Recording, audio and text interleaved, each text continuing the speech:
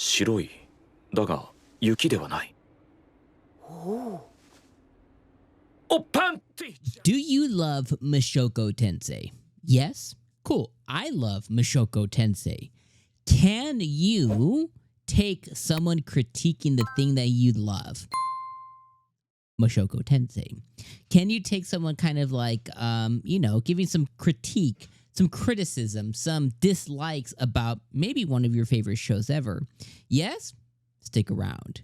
No? Hey, you know what? Click off. Come back next episode, because I have a feeling next episode is going to be fantastic and even better, and 10 out of 10. This episode, though, maybe just click off. Don't stick around. It's okay. I appreciate you being here. Give me a big old like before you leave, and have a fantastic day. Mushoku Tensei, masterpiece. All right. So I start off my video that way because I like this episode. I thought it was really good. There's one apparent glaring thing that I absolutely hate, abhor, dislike, cannot stand. Kind of ruined the episode a little bit for me. And honestly, I have to talk about that out the jump. Out the gate, we got to talk about it. And that is 𝐒𝐿𝐵.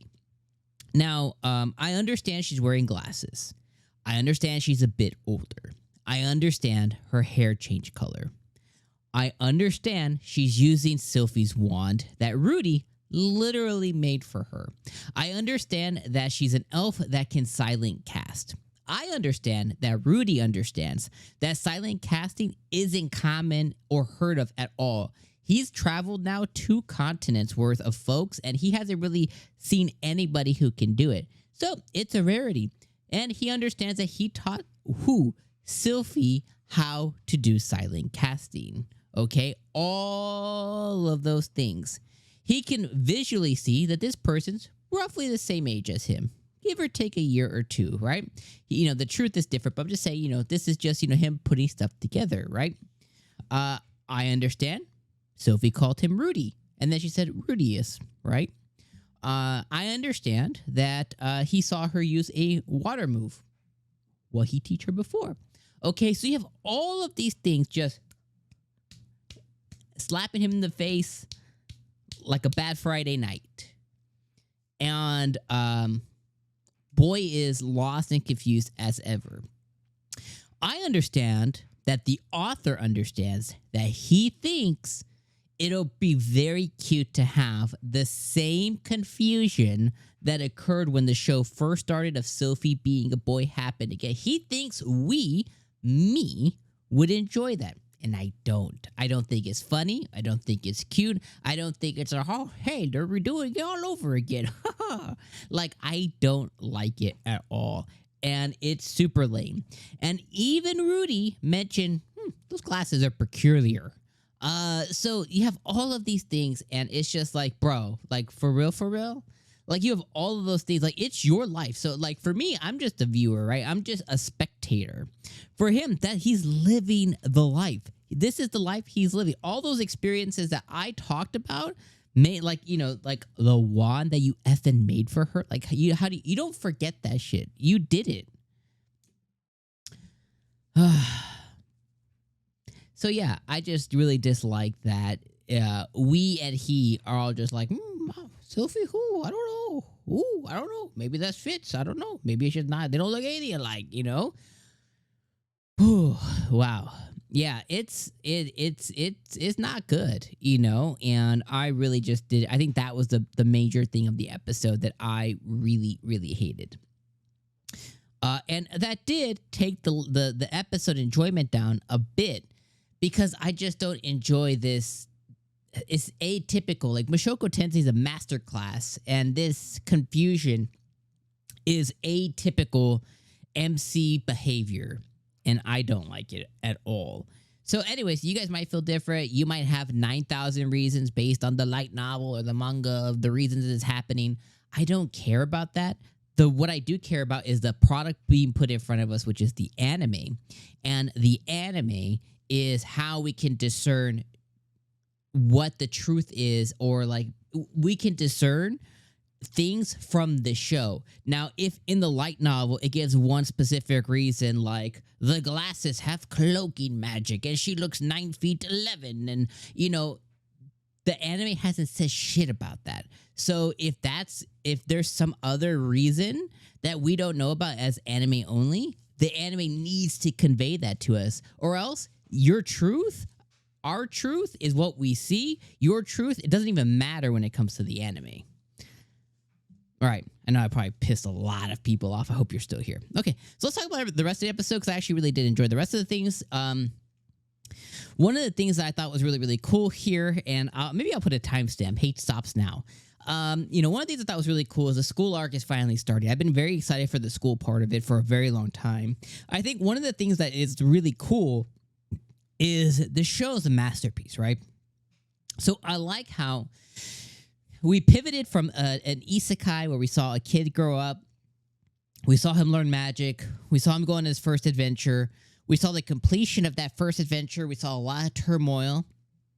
Then the great disaster happened, teleported him to the demon territory, and then we saw an adventure, like a fantasy adventure of him going on all of that. And now we've transitioned into a school. So now we have like the school part, like the school anime now. So it's him in school.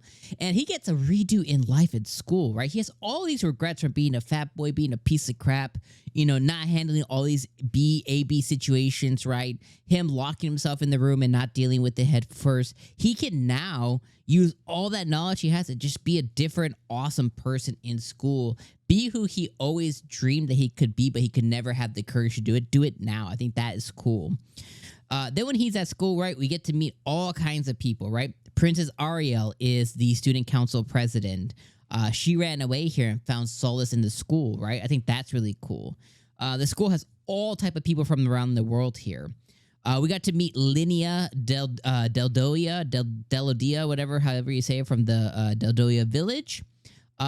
I was really hoping that Rudius would mention, like, hey, by the way, your dad in village wouldn't be here if it wasn't for me. I would like him to have just mentioned anything of like, oh, you're talking about this person? I know them. Instantly get that in with these girls, but he did do that. We got to meet Persena, the second girl, similar lineage there. We got to see Cliff again, the boy that Eris had saved in the Goblin Slayer OVA. He mentioned Eris. I thought that was interesting. Also, Rudius did say, it wasn't in the subtitle. He said something about Konojo, like girlfriend or something. Like maybe he just meant like girlfriend, not girlfriend. But I thought that was an interesting thing too. I like how Cliff's last name, I didn't realize it before. Maybe it was just an oversight on my part. His last name's Grimoire. I thought that was really on the nose there. I was like, oh, a little bit too on the nose in there, right? I like how he immediately started talking about how great he was, and I'm surprised Rudy didn't fight him just because he seems like that kind of character. I really enjoyed meeting his cousin, Luke Noto's Grey Rat. I didn't realize that one of the princess's bodyguards was a Grey Rat as well. And he seems to be like, first cousin type deal. Like, he's from the same household as Paul, I believe. Correct me in the comments. I might be wrong about that, but I believe that he's from the same house as Paul was. So his dad may be the leader of the Noto's house that Eris's grandpa was trying to go kill that one episode. So I thought that was really, really interesting as well, too. I do like how Sylvie, she kind of like, the panties didn't fall. She threw them bitches. And he went, he snatched him really quick. Oh my God. I was dying at that moment that he snatched him. Unfortunately for him, he got to meet the gorilla. Her name is Goliath or something like that. That was like perfect name for a gorilla. She's ridiculous. I don't like, and it's a lot of PTSD stuff. So I do like and don't like how he let himself just kind of get caught up in their scheme, potentially like in trouble. He doesn't know the rules. It's his first day of school. He could be like, these fell. I don't know. I just effing caught them. You know what I mean? Like, oh, on the girl side, this must be why they're here. There's so many different things that he could take. He just kind of took the route of being silent. Sylvie ended up saving him. And then they share a moment again where he just plays he pleads the fifth of being stupid. And they share a really, really cool moment as well, too. But he did decide in those moments to be really genuine with her, so I thought that was cool.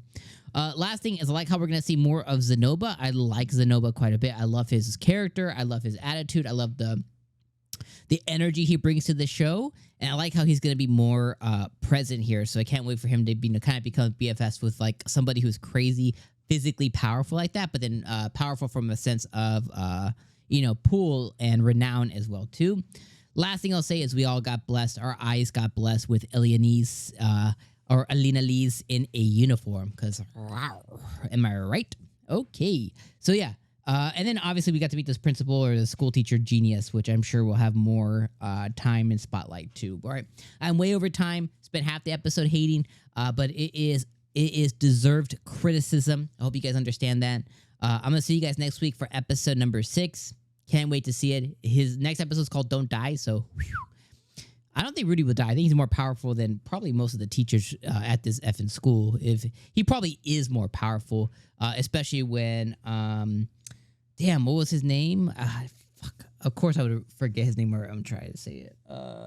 When he was fighting the dragon guy, he said that he was as powerful as the guy who's floating in the sky. All right, anyways, peace out, my friends. See you guys next week.